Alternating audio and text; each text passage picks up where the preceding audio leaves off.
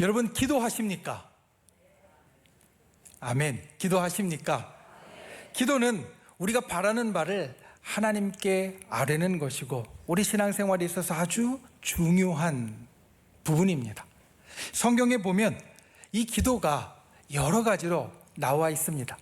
성경에 나와 있는 기도를 내용에 따라서 구분하면 우리가 약 8개 정도로 나누어 볼 수 있는데 그 가운데서 첫 번째로 이야기할 것이 경배의 기도입니다.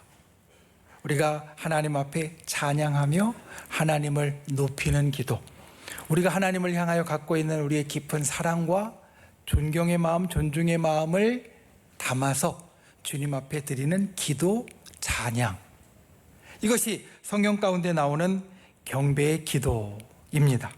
두 번째로 성경 가운데 나오는 기도는 감사의 기도입니다. 우리가 세상을 살면서 이미 우리에게 일어난 일들이나 아니면 우리가 앞으로 일어날 일들에 하나님께서 우리를 정말 붙잡아 주시고 좋은 것으로 채워주심을 느끼면서 때로는 감격하면서 때로는 감동하면서 주님 앞에 드리는 것이 감사의 기도입니다. 그리고 성경 가운데 보면 이 감사의 기도는 때로는 마치 우리의 일상의 습관처럼 드리는 기도로 나타납니다.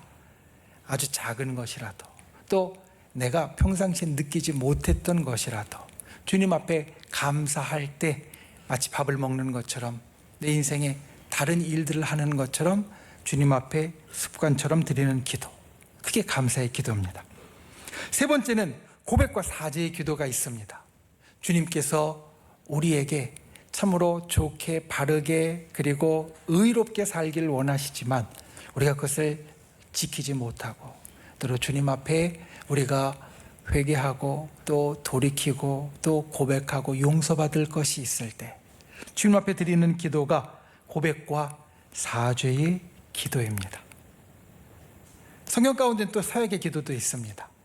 사무엘상에 보면 사무엘의 어머니인 한나가 주님 앞에 기도할 때 약속을 하면서 기도를 합니다. 하나님, 제게 아들을 주시면 제가 하나님 앞에 바치겠습니다. 하나님의 일을 하도록 주님 앞에 드리겠습니다. 그래서 그 약속의 기도를 하고 그리고 하나님께서 주신 아들을 사무엘을 하나님의 일을 하는 선지자로 그렇게 드리는 것을 우리에게 보여줍니다. 또 성경 가운데는 성찰과 아주 깊은 묵상의 기도가 있습니다. 그냥 보통의 기도는 내가 주님 앞에 올리는 기도라면 이 성찰과 깊은 묵상의 기도는 하나님의 음성을 듣는 기도입니다. 나의 삶을 깊이 돌이켜보면서 또 내가 주님께로부터 받은 것이나 또 주님께서 내게 원하시는 것을 깊이 곱씹어 보면서 주님이 나에게 어떤 음성을 주시나 어떤 마음을 알려주시나 이것을 듣고 이것을 새기는 것이 성찰과 깊은 묵상의 기도입니다. 그리고 여섯 번째로 구원과 도움을 구하는 기도. 우리가 아플 때 우리에게 간절히 바라는 것이 있을 때 또한 내가 무언가 변화되어서 다른 길로 가려고 할 때 주님, 우리를 도와주시옵소서, 우리를 구원해 주시고 우리의 이 어려움 가운데에서 벗어나게 해 주옵소서. 우리가 이렇게 드리는 기도를 도움과 구원을 구하는 기도라고 부릅니다. 또 우리 기도 가운데 중보의 기도가 있습니다. 기도가 나를 위한 기도뿐만 아니라 다른 사람들을 위한 기도도 있는데 나의 가족이나 나의 가까운 이웃이나 아니면 교회나 아니면 나라나 아니면 세계나 다른 사람들을 위해서 하는 기도, 나를 제외한 다른 모든 사람을 위하여 하는 기도는 중보의 기도라고 불립니다. 그리고 마지막으로 정말 기분 좋은 기도가 있습니다. 축복의 기도입니다. 다른 사람을 위하여서 하나님의 복을 구하는 기도, 그들이 잘 되고 그들이 정말 좋은 일 가운데 있기를 바라는 기도, 축복의 기도입니다. 성경에 나와 있는 이와 같은 기도, 경배의 기도, 감사의 기도, 고백과 사죄의 기도, 서약의 기도, 성찰과 깊은 묵상의 기도, 구원과 도움을 구하는 기도, 중보의 기도, 축복의 기도. 그 가운데 우리가 제일 많이 하는 기도가 무엇이겠습니까? 제일 많이 하는 기도가 구원과 도움을 구하는 기도일 겁니다. 실제적으로 우리들 기도의 가장 큰 부분을 차지하는 것이 바로 이것입니다. 하나님, 나를 도와주시옵소서. 나의 상황 가운데 하나님의 능력을 나타내 주시고 내가 주의 구원을 경험하게 해 주옵소서. 내가 몸이 아픈 것 회복시켜 주시고 치료하여 주시고 나의 이 곤고하고 어려운 상황 가운데 나아갈 길, 헤쳐나갈 길, 피할 길을 보여주시고 그리고 내가 간절히 원하는 이 소원 주님께서 이루어 주시옵소서. 이 기도가 우리 가운데 가장 큰 부분을 차지하고 우리의 기도 가운데 가장 많은 시간을 차지합니다. 그런데 우리 기도 가운데 가장 많이 하는 기도와는 다르게 정말 중요한 기도가 무엇일까? 물론 기도는 우리에게 있어서 다 중요하고 다 귀한 것이지만 그 가운데 정말 중요한 기도가 무엇일까? 그것은 아마도 우리가 영원까지 이르도록 변치 않는 기도의 제목일 겁니다. 여러분 생각해 보십시오. 우리가 가장 많이 하는 구원과 도움을 구하는 기도에 있어서 내가 오늘 무엇을 기도했는지, 1년 전에 무엇을 기도했는지, 10년 전에 무엇을 기도했는지 생각해 보면 우리 기도의 제목이 다 달랐습니다.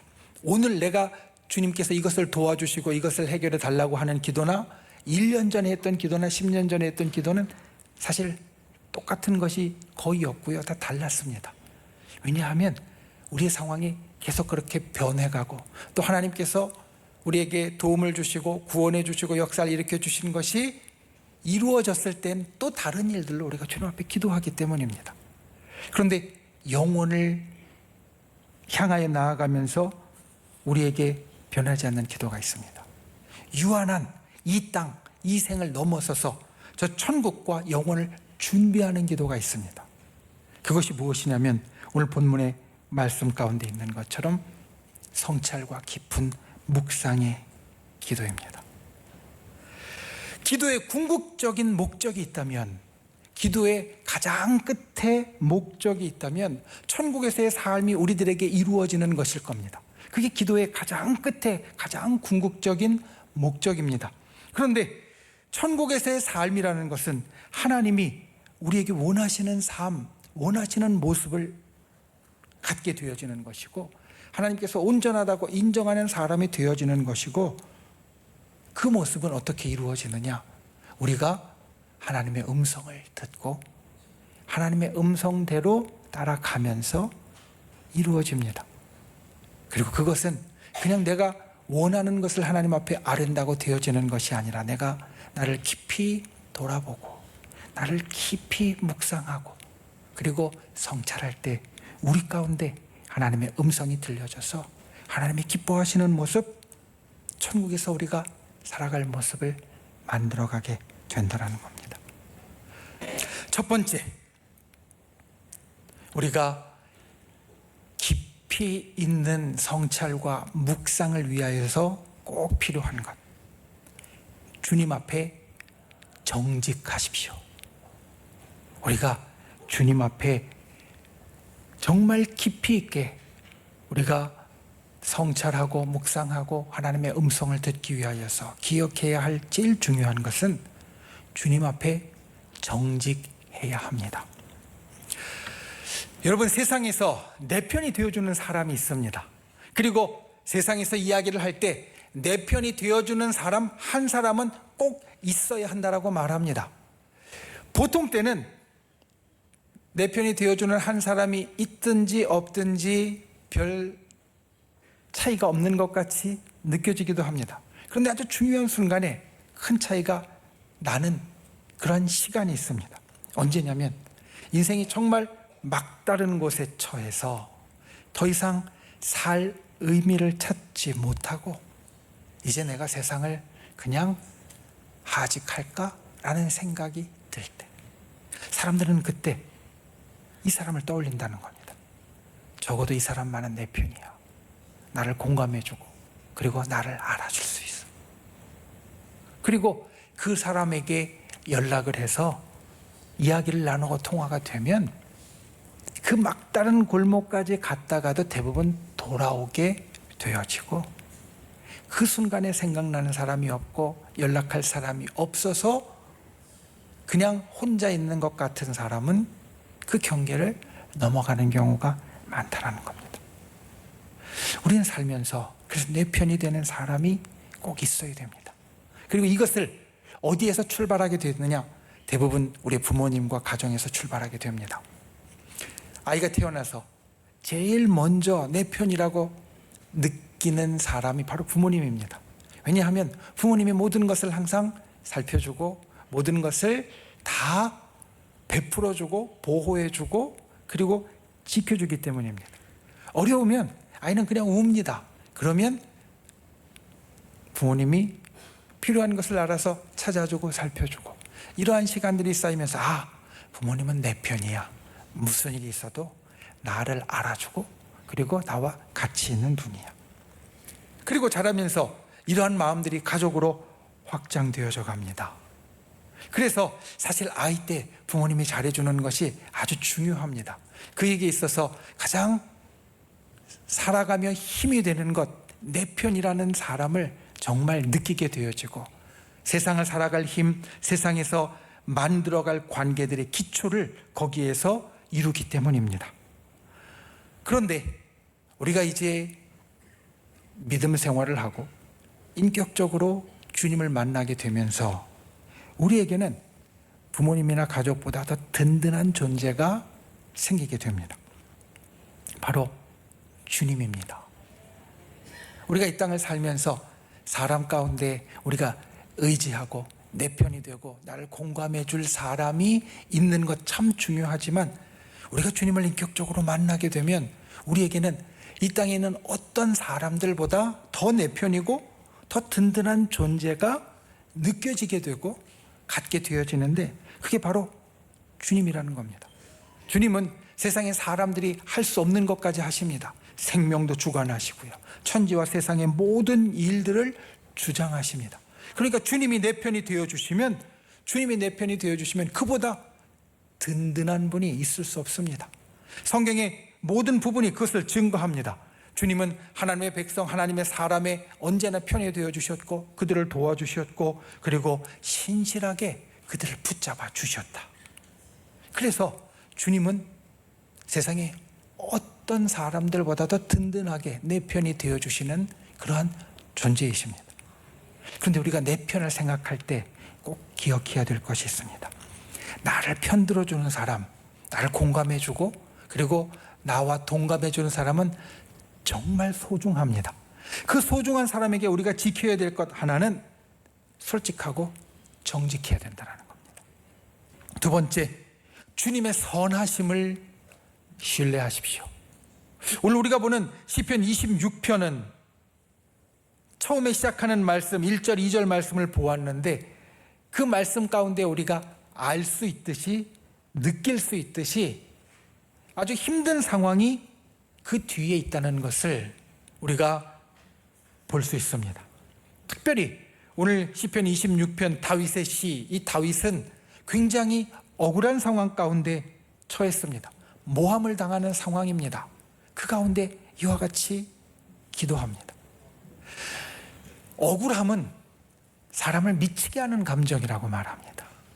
우리가 느끼는 감정 가운데 여러 가지 우리들에게 일을 일으키는 것들이 있지만, 억울함은 그 가운데 마치 사람을 미칠 것 같이 만드는 감정이라는 겁니다.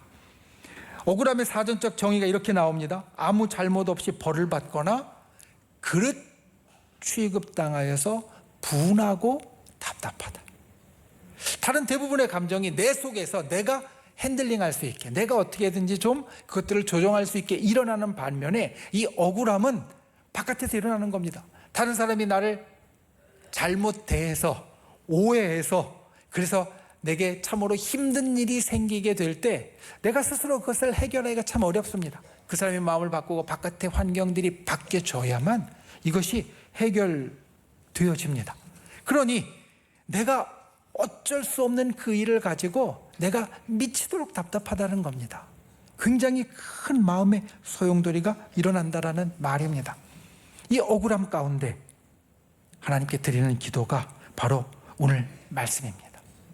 이렇게 이야기합니다. 내가 나의 완전함에 행하였사오며, 난 잘못한 것 없습니다. 주님, 흔들리지 아니하고 여호와를 의지하여 싸우니 내가 진짜 잘못한 것 없으니 여호와의 나를 판단하소서. 1절에 이렇게 이야기하고 2절에 여호와의 나를 살피시고 시험하사 내 뜻과 내 양심을 단련하소서, 이렇게 말합니다. 참으로 미치도록 답답한 억울한 상황 가운데 이와 같은 기도를 드린다는 것 쉽지 않은 일입니다. 그리고 이와 같은 기도가 어디에서 나왔는지를 살핀다면 이 기도는 주님을 향한 신뢰에서 나오게 되었습니다. 여러분, 주님을 믿으십니까? 주님을 믿으십니까? 그러면 주님의 선하심을 믿으십니까? 주님을 믿는 것과 주님의 선하심을 믿는 것은 사실 거의 같은 말입니다. 우리가 주님을 믿고 구원을 받습니다. 우리가 예수 그리스도를 믿고 구원을 받은 자가 되었습니다. 그런데 주님은 이 우리의 구원을 결코 바꾸는 분이 아니십니다. 그리고 구원받은 자에게 항상 신실하게 좋은 것으로 행하는 분이십니다.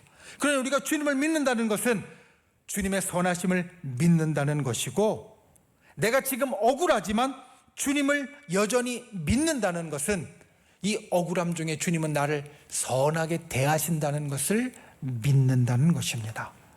우리가 주님 앞에 우리의 모든 상황 가운데 흔들리지 않고 가져야 될 것, 특별히 나를 깊이 돌아보고 내 인생의 일들을 성찰하고 묵상할 때 주님 앞에 가져야 할 것, 주님은 나를 선하게 대하신다, 이것을 신뢰해야만 합니다. 우리가 운동을 할 때 가끔은 진짜 운동을 좀 잘 해보려고 전문가를 우리가 같이 불러서 하는 경우가 있습니다. 트레이너를 같이 불러서 하는 경우가 있습니다. 보통 운동을 할 때 어느 정도 단계에 도달하면 우리는 이렇게 느낍니다. 아, 이제 됐어. 나 힘들어서 더 이상 못하겠네. 아, 이만큼 했으면 충분히 한 것 같아. 더 못할 것 같아. 쓰러질 것 같아. 그런데 그때 옆에서 운동을 도와주는 전문가는, 트레이너는 조금 더 하라고 합니다. 한 세트 더 하시죠. 한 10분만 더 하시죠. 요만큼만 더 하시죠. 그렇게 이야기를 합니다. 그리고 그것을 하게 만들어서 우리가 그 운동의 효과를 극대화하도록 그 사람들이 만들어줍니다. 생각해보면 나를 조금 더 푸시하는, 나를 조금 더 밀어붙이고 여기까지 하게 하려는 그들의 모습은 나를 망하게 하려는 모습이 아닙니다. 만약 내가 요만큼 더 밀어붙였다가 크게 다치거나 잘못되면 운동 효과가 완전히 없어질 거기 때문에 그 사람들이 잘못하는 게 될 것이고, 그리고 자기 평판도 다 잃게 되어질 겁니다. 그러니까 그 사람들은 결코, 전문가들은 망할 때까지 밀어붙이지 않습니다. 그 직전까지 하게 해서 우리가 그 운동하는 그 훈련을 극대화할 수 있도록 만들어 준다는 겁니다. 주님이 우리 어려움 가운데 역사하시는 것이 때로는 이와 같습니다. 오늘 말씀을 보면 2절에 이렇게 이야기합니다. 여호와여, 나를 살피시고 시험하사 나를 단련하소서. 주님이 나를 단련하시는데 어떻게 하시느냐? 살피시면서 시험하신다. 내게 있어서 나는 여기까지라고 생각했는데 요만큼 내가 버틸 수 있는 건, 내가 이 억울함을 어떻게든지 억누를 수 있는 건 여기까지라고 생각했는데, 때로 주님은 우리를 그것보다 한 번 더, 조금 더, 여기까지만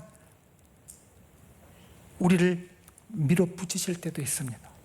여러분, 그때 오늘 이 말씀을 우리가 기억해야 됩니다. 주님은 우리를 모르고 우리가 망가져도, 우리가 잘못돼도 상관없이 그렇게 우리에게 하시는 것이 아니라 우리를 살피시면서 시험하신다. 우리를 살피시면서 시험하셔서 우리가 진짜 단련이 될 수 있도록 만들어 주신다는 겁니다. 우리의 삶에 있을 때 주님 앞에 이와 같이 마음을 정하고 이와 같은 것을 고백할 수 있는 분들이 되시기를 바랍니다.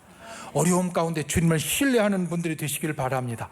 주님의 선하심이 내게 있음을 바라보는 분들이 되시기를 바랍니다. 그리고 주님의 선하심이 내게 있기에 때로는 나에게 힘든 일이 있어도 주님은 그 가운데 나를 살피시고 시험하셔서 나를 더욱더 강하게 단련시키시는 분이시다. 이것이 내게 좋은 일이다. 주님 앞에 이와 같이 고백할 수 있는 저 여러분이 될 수 있기를 예수님의 이름으로 축원을 드립니다. 말씀을 맺습니다. 오늘 말씀의 제목이 나를 살피시고 시험하소서입니다. 우리가 기도할 때 오늘 시편 26편에 있는 것 같이 이와 같이 기도한다라고 생각해 보십시오. 주님, 나를 살피시고 나를 시험하시옵소서. 어떤 마음이 듭니까? 그와 같이 여러분이 기도를 한다고 하면 내 마음에 어떤 마음이, 어떤 느낌이 들겠습니까? 저는 솔직히 겁이 납니다. 아마 여러분들도 그럴 겁니다. 하나님, 나를 살피시고 나를 시험하소서라고 기도하면 짐짓담대한 척 그렇게 기도는 했지만 마음으로는 덜컥 겁이 날 겁니다. 사실 하나님 앞에 선 사람은 겁이 나는 게 당연한 겁니다. 신 앞에 선 인간이라는 존재는 겁이 나는 게 당연한 겁니다. 그런데 우리가 그때 생각할 것이 있습니다. 내 앞에 계신 하나님은 우리에게 진노하시고 나와 서먹서먹하고 격조한 저 멀리 떨어져 있는 그러한 존재가 아니시고, 주님은 어떤 분이시냐? 우리를 향한 사랑이 충만하고 나와 가까운 분, 나와 가까운 하나님이시라는 겁니다. 그러니까 우리가 이것을 느끼면서, 이것을 고백하면서 주님 앞에 섰을 때 우리가 겁나는 것을, 주님 나를 살피시고 시험하소서라고 말할 때 겁나는 것을 줄여가는 사람이 되어야 합니다. 이것이 왜 중요한가? 여러분, 우리는 하나님 앞에 서는 존재가 될 겁니다. 언제? 천국에 가면. 우린 천국에 가면 하나님 앞에 서는 존재가 됩니다. 그런데 여러분, 그때 두려움으로 서시겠습니까? 아닙니다. 우리가 그때 두려움으로 설 수 없습니다. 그러려면 이 땅에서부터 우리가 하나님 앞에 설 때 우리의 두려움을 하나씩 하나씩 줄이고 그리고 없애가는 일들이 있어야 되고, 그를 위해서는 우리가 주님 나를 살피시고 나를 시험하소서라는 이 고백 가운데 오늘 말씀에 있는 이 두 가지의 마음이 있어야 됩니다. 첫 번째, 주님 앞에 정직하십시오. 그때 우리가 주님과 가까워집니다. 그때 우리가 주님과 연합됩니다. 그때 우리가 주님과 마음이 통하게 되어집니다. 주님 앞에 마치 모든 것을 다 드러내듯이 정직하고 솔직한 저 여러분이 될 수 있기를 예수님의 이름으로 축원을 드립니다. 그리고 두 번째, 주님의 선하심을 신뢰하십시오. 내 인생을 돌이켜 볼 때, 나에게 일어나는 일들을 성찰해 볼 때, 주님의 말씀을 우리가 깊이 묵상할 때 우리에게 반드시 필요한 것, 오늘 이 억울한 상황 가운데에서도 나를 단련시키신다라고 고백한 다윗처럼 주님은 나에게 선하게 행하신다. 주님의 그 선하심을 우리가 끝까지 붙잡고 우리가 주님의 선하심을 끝까지 믿고 나아갈 때 우리가 그 속에서 하나님의 음성을 들을 수 있고, 하나님 앞에 서는 그것이 두렵고 겁남이 아니라 기쁘고 그리고 즐겁고 평강의 일로 바뀌어질 줄 믿습니다. 저 여러분에게 그와 같은 은혜가 우리의 기도 가운데, 우리의 삶 가운데 그와 같은 믿음이 흔들리지 않고 언제나 굳건하기를 예수님의 이름으로 축원을 드립니다.